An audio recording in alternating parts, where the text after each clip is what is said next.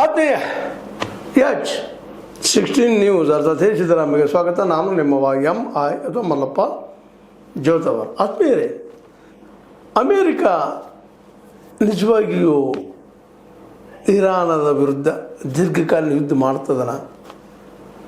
ಯಾಕಂದ್ರೆ ಯುದ್ಧ ನಿಲ್ಲಿಸಿನ ನಿಮಗೆ ಗೊತ್ತದ, ಈಗ ಮತ್ತು ಹಲವು ದಿನಗಳಾದವು. ಆದರೂ ಹಾಗೆ ಸೀಸ್ ಫೈರ್ ಮಾಡ್ತಾ ನಡೆದು ಆಲ್ರೆಡಿ ಇರಾನಕ್ಕೆ ದಿಗ್ಬಂಧನ ಹಾಕ್ಯದ.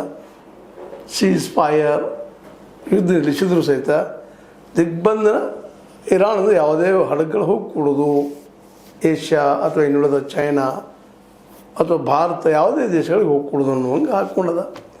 ಅದೇ ಕಾಲಕ್ಕೆ ಅದು ದಿಗ್ಬಂಧನ ಹಾಕ್ಕೊಂಡ್ಬಿಟ್ಟಿದ ಇರಾನ್ ಸಹಿತ. ಆದ್ರೆ ಇದು ಎಲ್ಲಿವರೆಗೆ ಅಂತ, ಯಾಕಂತಂದ್ರೆ ಈಗಿನ ಪ್ರಕಾರ ಇರಾನ್ ಇದ್ದಂಥದ್ದು ತನ್ನ ವ್ಯವಹಾರಗಳನ್ನು ನಿಧಾನಕ್ಕೆಲ್ಲ ಸರಿಪಡಿಸ್ಕೊಳ್ತಾ ಇದೆ. ಅದರಲ್ಲೂ ಮುಖ್ಯವಾಗಿ ಚೈನಾಕ್ಕೆ ತನ್ನ ಕಚ್ಚಾ ಎಣ್ಣೆಯನ್ನು ಕಳಿಸ್ತಾ ಇದೆ. ಜೊತೆಗೆ ಬೇರೆ ಬೇರೆ ದೇಶದ ಜೊತೆಗೆ ಹೋಗಿ ಸಂಪರ್ಕ ಮಾಡಿ ತಮ್ಮ ಸಂಬಂಧವನ್ನು ಗಟ್ಟಿಗೊಳಿಸ್ತಾ ಇದೆ. ಈಗಾಗಲೇ ಏಕಾಂಗಿಯಾಗಿರೋ ಅಮೇರಿಕ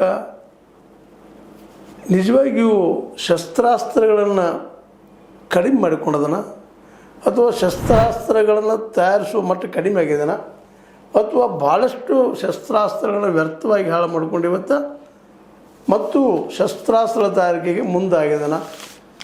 ಆದರೆ ಶಸ್ತ್ರಾಸ್ತ್ರ ತಯಾರಿಕೆ ಮಾಡೋದ್ರಲ್ಲೇ ಮುಂದಿರುವಂಥ ಅಮೇರಿಕ ಇದ್ದ ಶಸ್ತ್ರಾಸ್ತ್ರ ಕಳೆದುಕೊಂಡು ಮತ್ತೆ ಮಾಡೋದಕ್ಕೆ ಬೆನ್ನತ್ತಿದ್ದಾನ. ಇವು ಅನೇಕ ಪ್ರಶ್ನೆಗಳು ಇವತ್ತು. ಯಾಕಂತಂದ್ರೆ ಬೇರೆ ಬೇರೆ ಕಡೆಗಳಿಂದ ಶಸ್ತ್ರಾಸ್ತ್ರ ತರಿಸಿ ಇರಾನ್ ಸುತ್ತಮುತ್ತ ಹಾಕುವಂಥ, ಇರಾನನ್ನು ಕಂಡು ತರುವಂಥ ಪ್ರಯತ್ನ ಮಾಡ್ತಾಯಿದೆ. ಕೆಲವು